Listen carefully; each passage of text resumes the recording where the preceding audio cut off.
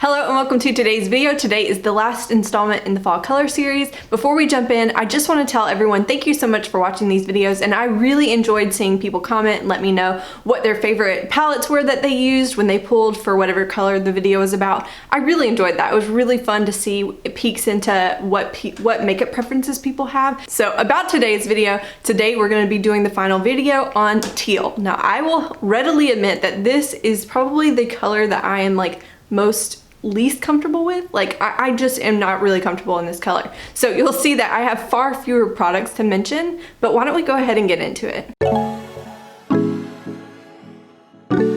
Okay, as we get started, like I said, I have two products that do not have looks associated with them to mention. One is an eyeshadow palette, one is an eyeliner. Then I have 4 looks to show you today. And yeah, we might as well get started. The first thing I'll mention is one that I actually do enjoy, even though I don't use it a ton in my collection. So this is a Maybelline Lasting Drama eyeliner. I don't even know if they still make this, but this is in the shade Silken Turquoise. And I remember I bought this for like the Seahawks or Seattle, like Seahawks, like Super Bowl kind of thing. And I remember really liking it. So you'll notice when I talk about some of the other looks later that I don't quite feel comfortable in this color. I just am not sure if this teal if most of the teal colors in my collection suit me that well. It's more, I think I'm more comfortable in like greens that shift yellow or things that shift yellow, whereas I think these teals shift very blue, or they have a heavy blue undertone, and I just don't know if they suit my skin tone as well. But something like a liner is where kind of my comfort zone exist in that little space. I can do a pop of color in the liner easily. Now doing like a blue or teal smoky eye is a lot more out of my comfort zone.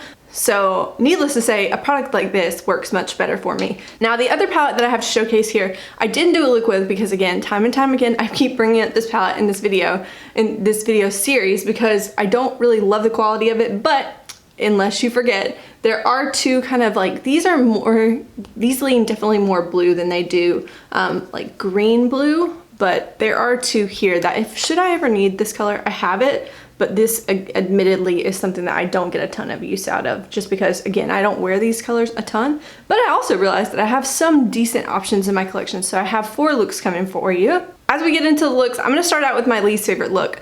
On me, I did not love how this came out. But then again, I am not comfortable in this color. So it was a lot to see myself in like such a dark kind of smoky eye with that much color. So I used my Emeralds palette for this look, and I kind of regret putting Russet into my crease. Maybe I should have just stuck with Meadow both on my lid and in my crease, but what I did was use Russet in my crease, Meadow in all over my lid, and then I kind of blended them together in my crease. And then on my outer corner a little bit, I put Galaxy to kind of deepen it up. Even though it's a shimmer, I found that it did deepen up like the outer corner of my eye pretty well. And then I went with Monumental all over my eye, and then I think I mixed Radioactive and Gilded as like a little inner corner pop. But again, I'm not quite sure if these tones really flatter me that well. This is probably not a look that I would reach for very often unless it was like extremely themed out kind of event where I could get away with something like this, because yeah, it's not really my favorite look, but I can appreciate that the shades did like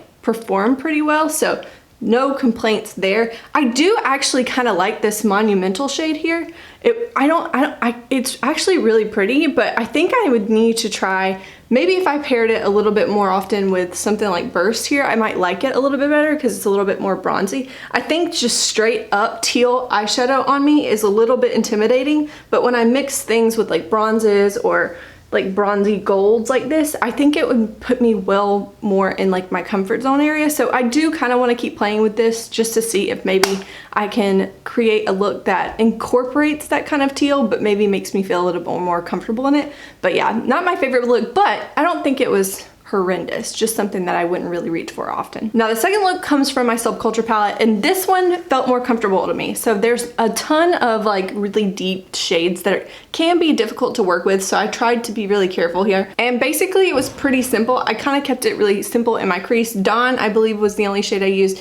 Axis was like the main star on like the outside corner of my eye, and then I put it a little bit into my crease, and then also I put Adorn mostly all over my lid. And I thought this look was actually really pretty, and I felt really good in it, even though that this Access shade is not the easiest shade to work with. You definitely kind of, in my experience, you have to kind of place it on your eye versus blending and like fluffing and blending, because it's so deep, it could get patchy kind of quickly if you don't place versus blend. So yeah, it's a little bit harder, trickier formula to work with, but I do really, really love this palette, and I do think it's really beautiful should you work with it and take your time. And I really do love this Adorn shade like a ton, so I did really like this look, and I actually filmed a video and I liked it so much, so that says something about the look. Okay, my third look comes from my Saharan palette, and I knew I was kind of reaching for similar tones that I did from the Soul Culture palette, but I didn't expect it to look, in my opinion, it kind of looked more similar than I thought it would. So what I did is use Katsina in my crease, and then on my inner and outer corner I used this shade Kia, which is a really more deep shade than I would expect it to be. I mean, well, it looks deep in the pan. Maybe I should have expected it to be that deep, but it is pretty deep. And so I ended up putting it on my inner and outer corner, and then I put Senegal all over my lid as like a halo pop, and I actually really, really enjoyed this look. I went in using this palette thinking I kind of didn't expect to like the look that much, just because this shade is so deep and I was kind of intimidated by it, but the way that those two shades paired together really surprised me. And even though I had glasses on that day, I, at the end of the day, didn't really want to like wash off my makeup because I really, really liked the look. And it made me kind of like, I think this palette in my collection is one that I enjoy, but I haven't fallen in love with yet. The quality is really great. It's just the color story that I've struggled to fall absolutely head over heels for, like some of my other palettes.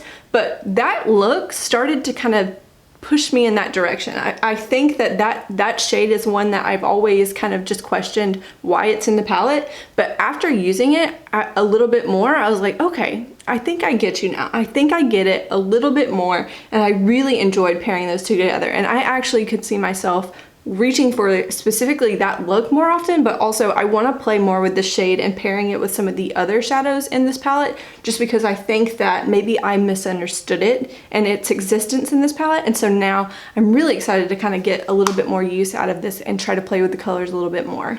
All right, and that brings us to the fourth and final look. This is from my Natasha Denona Gold palette, and I was really excited to play with these shades today, actually. I know I just got out of my mouth saying that I'm not really that comfortable, but in a palette like this, these kind of teal shades, these deeper shades, make more sense to me. They look so beautiful, and I actually had a couple different looks in my head that I could have tried to create, but I went with something a little bit more colorful. Like, I think I see these shades in here and I think accent shades, and I kind of tried to push myself to do something a little bit more all over my lid. So I'll zoom you in for a second so you can see a little bit closer look while we talk about what I actually used. Okay, now that we're zoomed in a little bit, I'm gonna start out with this shade here. We went in with this shade here. This is Aria from the palette, and it's a little bit more neutral of a brown. Really nice transition shade. Then what I did is I took Python, this deep kind of cream to powder matte formula, and I was a little worried that it might be harder to work with in as big of an area as this is out here for like a deepening shade. I always see this shade and I think liner,